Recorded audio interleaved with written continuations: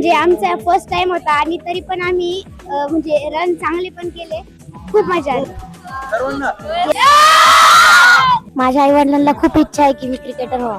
खूप छान वाटतं आम्हाला आणि संगमनेर तालुक्यात असं काहीतरी होतंय हे खूप छान आहे. जयश्री थोरात त्यांचं खूप आभार मानते की तर त्याच्यामुळं आमचे कलागुण काय काय हे त्यांच्यामुळं आम्हाला कळाले.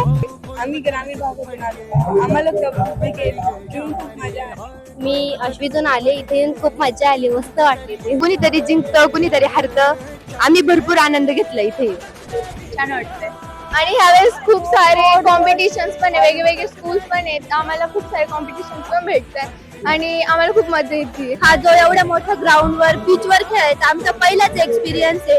असं वाटतंय पुन्हा यावं खेळायला.